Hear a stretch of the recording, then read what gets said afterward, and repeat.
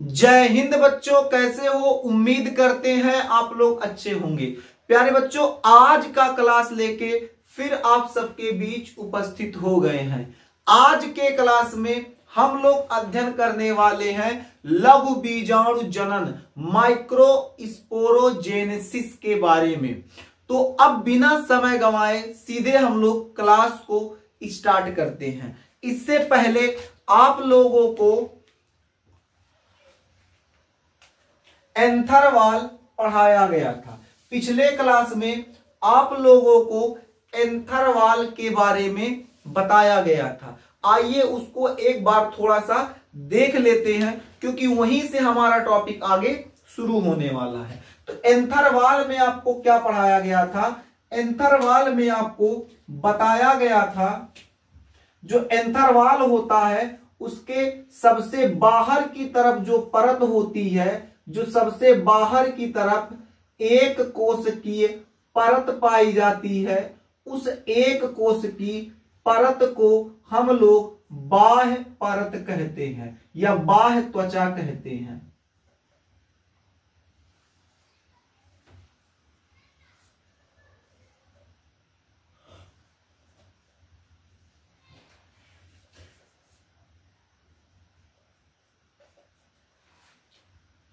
इसके नीचे आपका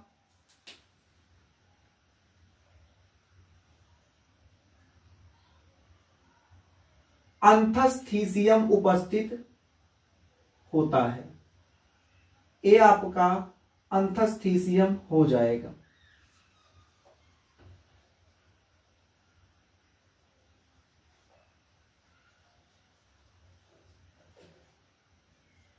और इसके नीचे जो परत उपस्थित होगा उसे हम लोग मध्य परत कहेंगे। क्या कहेंगे? मध्य परत। मध्य परत आपको कल के क्लास में बताया गया था। यह परत जो होता है 1 से 3 परतों में बटा होता है। ठीक है, तो हम लोग ये क्या बना रहे हैं? मध्य परत। मध्य परत। मध्य परत के ठीक नीचे आपका टेपिटम होता है।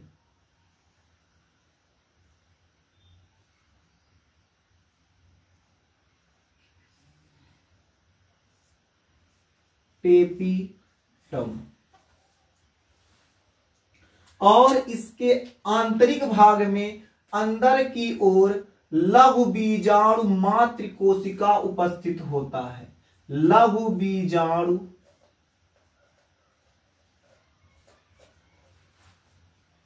मातृ कोशिका। यदि आप लोगों ने एक क्लास नहीं देखा है तो एक क्लास चैनल के प्लेलिस्ट में जाके वहां से ए वाला जो क्लास है एक बार जरूर देखिए, फिर इस क्लास को देखिए, तो आप लोगों को एक क्लास बहुत बेहतर ढंग से समझ में आएगा। चलिए अब आगे बढ़ते हैं। तो इतना बात आपको पिछले क्लास में बता दिया गया है। यदि आप लोगों ने एक क्लास नहीं देखा है तो पुनः कह रहे हैं, चैनल के प्लेलिस्ट में जाके आप लोग एक क्लास जरूर देखिए। हम बात करें अगर लघु बीजाणु मातृ कोशिका की, तो जो लघु बीजाणु मातृ कोशिका होती है इसे एक और नाम से जाना जाता है, जिसे हम लोग पराग मातृ कोशिका भी कहते हैं। पराग मातृ कोशिका। पराग मातृ कोशिका। तो यदि आपसे कोई कहे लघु बीजाणु मातृ कोशिका या फिर पराग मातृ कोशिका, तो आपको घबराने की आवश्यकता नहीं है। आप बात एक ही समझेंगे, चाहे वो लघु बीजाणु मातृ कोशिका हो या आपका लघु बीजाणु मातृ कोशिका या फिर पराग मातृ कोशिका हो। इसमें कोई अंतर नहीं है, नाम का फर्क है, बात वही है। ठीक है, आज का जो हमारा क्लास होने वाला है, क्लास में हम लोग क्या पढ़ने वाले हैं? लघु बीजाणु जनन।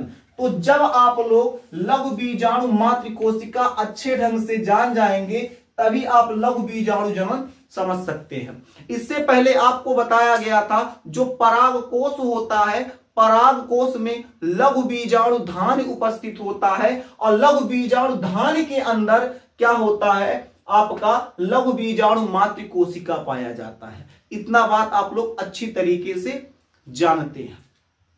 हम लोग अब शुरू कर रहे हैं लघु बीजाणु जनन। अब लघु बीजाणु जनन क्या होता है, बहुत ध्यान से समझिएगा। देखिए, जो लघु बीजाणु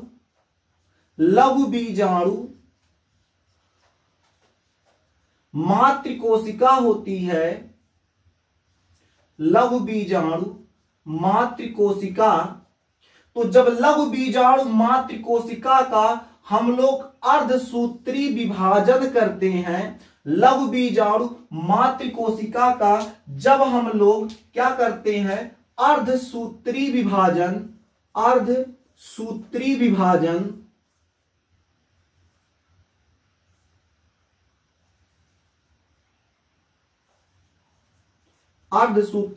विभाजन यानी इसको हम लोग क्या कहते हैं, मियोसिस। यानी जब हम लोग लघु बीजाणु मातृ कोशिका का मियोसिस करते हैं, अर्थात अर्धसूत्री विभाजन करते हैं, तब लघु बीजाणु का निर्माण होता है। लघु बीजाणु का निर्माण होता है। क्या समझे कि जब लघु बीजाणु मातृ कोशिका का अर्धसूत्री विभाजन होता है, उसके उपरांत लघु बीजाणु का निर्माण होता है। किसका निर्माण होता है, लघु बीजाणु। और लघु बीजाणु का जब निर्माण होता है, ध्यान से समझिएगा, जब लघु बीजाणु का निर्माण होता है तो यही जो क्रिया होती है, इसी क्रिया को, इसी प्रोसेस को लघु बीजाणु जनन कहते हैं। लघु बीजाणु जनन कहते हैं। क्या समझे, लघु बीजाणु मातृ कोशिका के अर्धसूत्री विभाजन द्वारा लघु बीजाणु बनने की क्रिया को हम लोग लघु बीजाणु जनन कहते हैं। क्या समझ में आ गया? फिर से देखिए, यहीं से आप लोग परिभाषा तैयार करेंगे। परिभाषा कैसे बनाएंगे? लघु बीजाणु मातृ कोशिका के अर्धसूत्री विभाजन के द्वारा लघु बीजाणु बनने की क्रिया को लघु बीजाणु जनन कहते हैं। क्या समझ में आ रहा है? समझ में आ रहा है? चलिए आगे बढ़ते हैं। तो आप लोग लघु बीजाणु जनन का जो परिभाषा है, उस परिभाषा को आप लोग नोट कर लीजिए।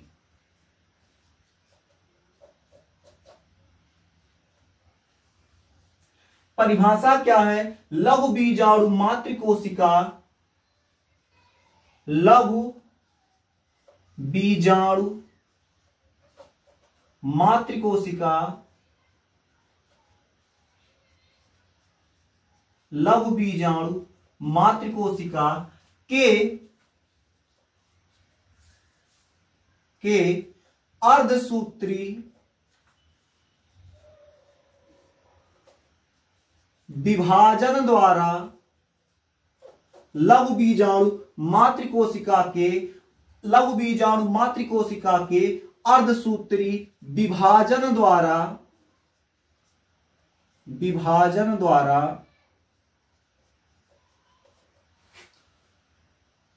लघु बीजाणु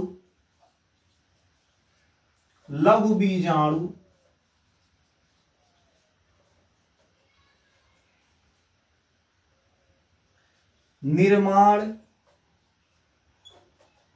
या फिर बनने लिख देते हैं, बनने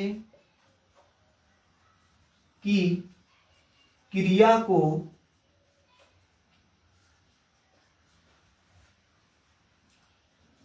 लघु बीजाणु जनन कहते हैं।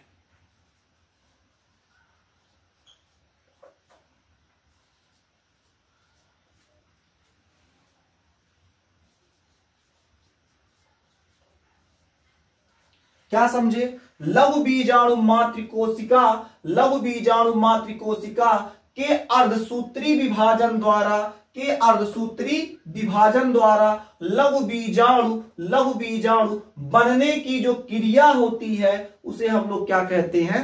लघु बीजाणु जनन कहते हैं। क्या कहते हैं? लघु बीजाणु जनन कहते हैं। इतना बात उम्मीद करते हैं कि आप लोगों को समझ में आ गया होगा। अब ये जो प्रोसेस होता है लघु बीजाणु मातृकोशिका, इसके अर्धसूत्री विभाजन से लघु बीजाणु बन रहा है। कैसे बन रहा है? अब इस प्रोसेस को पूरा देखते हैं, समझते हैं।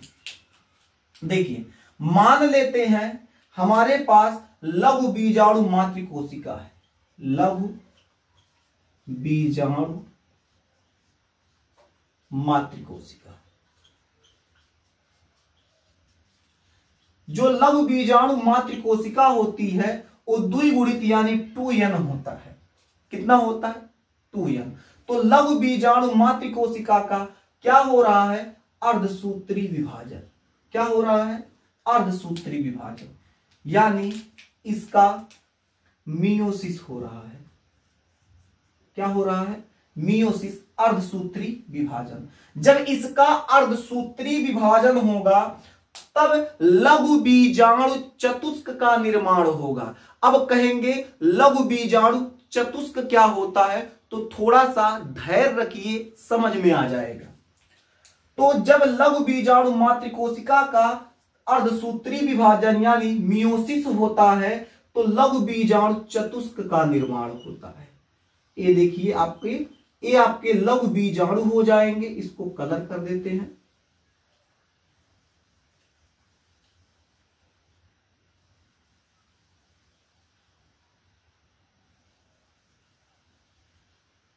ये आपके लघु बीजाणु हो जाएंगे। इसके ऊपर एक परत से ये जो होगा, एक परत से यानी इसके ऊपर एक परत चढ़ा होगा, यानी ये एक परत से एक लेयर से घिरा होगा, जिस लेयर को कैलोज कहा जाएगा। क्या कहा जाएगा? कैलोज। थोड़ा बड़ा लिखते ताकि आपको दिखाई दे। कैलोज, कैलोज कहा जाएगा।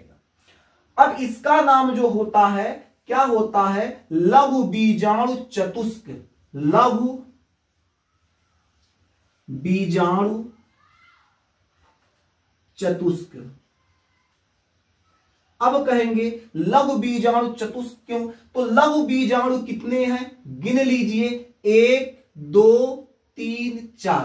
तो लघु बीजाणु कितने हैं? 4। तो 4 होने के नाते इसका नाम चतुष्क पड़ा है। तो जब लघु बीजाणु मातृकोशिका का अर्धसूत्री विभाजन हुआ तब लघु बीजाणु चतुष्क का निर्माण हुआ। लघु बीजाणु जो चतुष्क होगा कैलोज से घिरा होगा। किससे घिरा होगा? कैलोज से। उसके बाद क्या होगा? अगर हम लोग बात करें आगे की, तो जो ये आपका कैलोज होता है, इस कैलोज की परत को, ये जो कैलोज होता है, इस कैलोज की परत को कैलेज एंजाइम तोड़ देता है। अब कैलेज एंजाइम पाया कहां जाता है? तो कैलेज एंजाइम पाया जाता है टेपिटम में। कहां पाया जाता है? टेपिटम। थोड़ा सा वहां चलते हैं।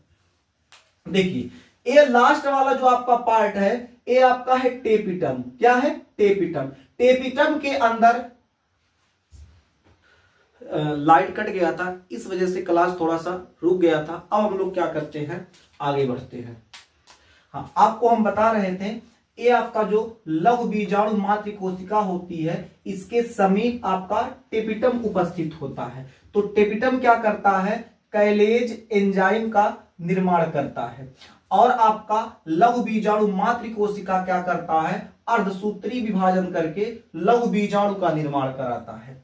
तो ये क्या करेगा? जो टेपिटम होता है कैलेज एंजाइम का क्या करेगा? यहां से छिड़काव कर देगा। तो जब यहां से छिड़काव करेगा तो ये जो कैलोज की परत चढ़ी हुई है बाबू, कैलोज की परत टूट जाएगी। यानी टेपिटमवा जो होता है जब छिड़क देगा एंजाइम, कौन सा एंजाइम? तो कैलेज एंजाइम जब छिड़केगा तो बाबू ये जो कैलोज की परत होगी, कैलोज की परत फटाक से टूट जाएगा। और जब कैलोज की परत टूटेगा तो लघु बीजाणु चतुष्क मुक्त हो जाएंगे। क्या हो जाएंगे? मुक्त। मुक्त मतलब बाबू आजाद। आपको एक कमरे में बंद करके रखे हैं 4 लोगों को, और उसके बाद किसी तरीके से वो कमरे का दरवाजा टूट गया, आप लोग क्या होंगे? भागेंगे सरपट्टे, तो अब मुक्त हो जाएंगे।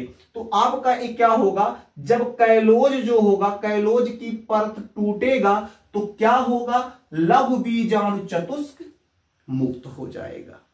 आइए इसको आप मुक्त करते हैं।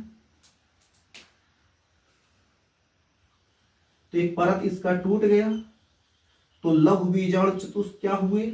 मुक्त हो जाएंगे।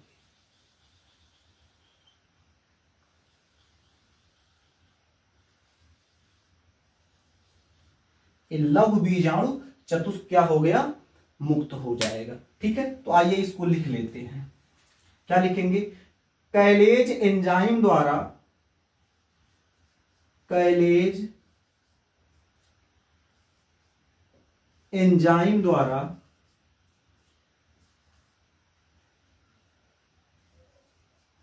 कैलेज एंजाइम द्वारा कैलोज का अपघटन करने पर, अपघटन करने पर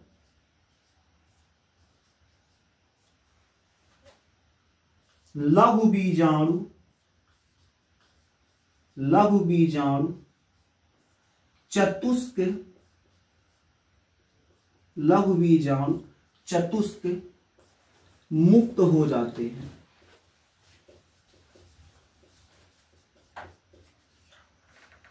मुक्त हो जाते हैं। यानी कैलेज एंजाइम क्या करेगा? जब कैलोज का अपघटन करेगा तो अपघटन करने पर लघु बीजाणु चतुष्क जो होंगे वो मुक्त हो जाएंगे। और मुक्त होके बाबू ये खेला क्या करते हैं? तो जो ये आपका लघु बीजाणु है जो मुक्त हुए हैं, एक लघु बीजाणु, ध्यान से समझिएगा, एक लघु बीजाणु जो होता है, एक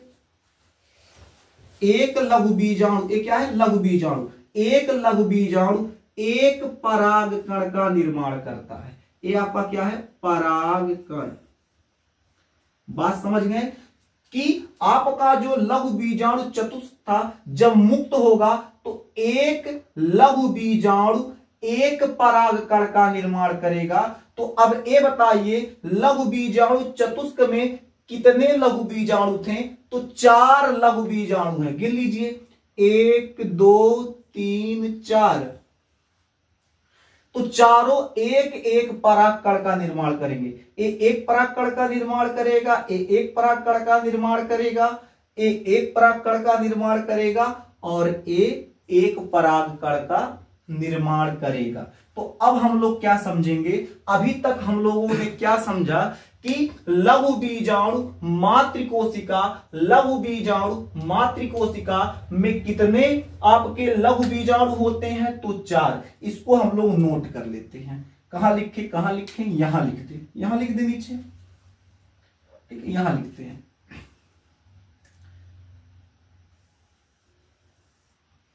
एक लघु बीजाणु, एक लघु बीजाणु मातृकोशिका, एक लघु बीजाणु मातृकोशिका, एक लघु बीजाणु मातृकोशिका में कितने लघु बीजाणु होते हैं? तो 4 लघु बीजाणु होते हैं। कितने? 4 लघु बीजाणु होते हैं। ये समझ जाएंगे, लघु बीजाणु। ठीक है, तो एक लघु बीजाणु मातृकोशिका में, एक लघु बीजाणु मातृकोशिका में कितने लघु बीजाणु होते हैं? तो 4 लघु बीजाणु होते हैं।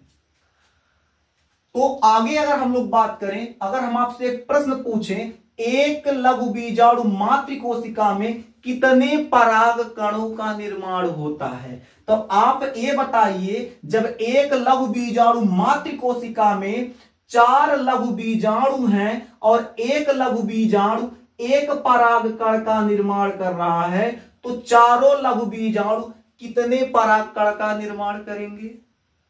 4। तो हम लोग क्या लिखेंगे? एक लघु बीजाणु मातृकोशिका, एक लघु बीजाणु मातृकोशिका में कितने परागकणों का निर्माण होता है? तो 4 पराग कण। कितने परागकणों का निर्माण होता है? तो 4 पराग कण का निर्माण होता है।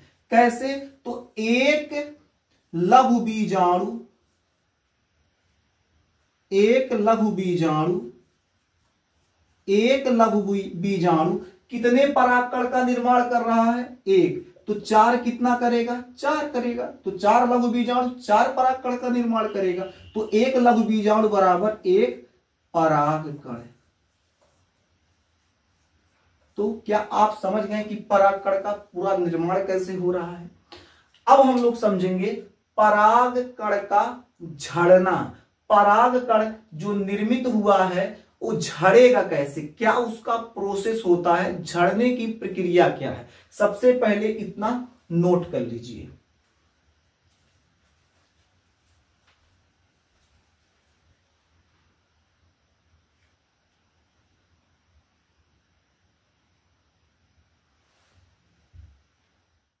नोट कर लिए आप लोग? ठीक है, अभी क्लास बहुत लंबा हो जाएगा तो क्लास को यहीं समाप्त करते हैं। कहां पर? परागकण पे आके छोड़ देते हैं। एक चीज और लिख लीजिएगा, परागकण से याद आ गया, एक चीज और लिख लीजिएगा। ये जो आपका परागकण होता है, परागकण, ये जो आपका परागकण होता है नर युग्मकोद्भिद का प्रतिनिधित्व करता है। किसका? नर युग्मकोद्भिद, नर युग्मकोद्भिद का प्रतिनिधित्व करता है, प्रतिनिधित्व करता है। ठीक है, आज का क्लास बस यहीं तक। फिर मिलेंगे आपसे अगले क्लास में। तब तक के लिए जय हिंद।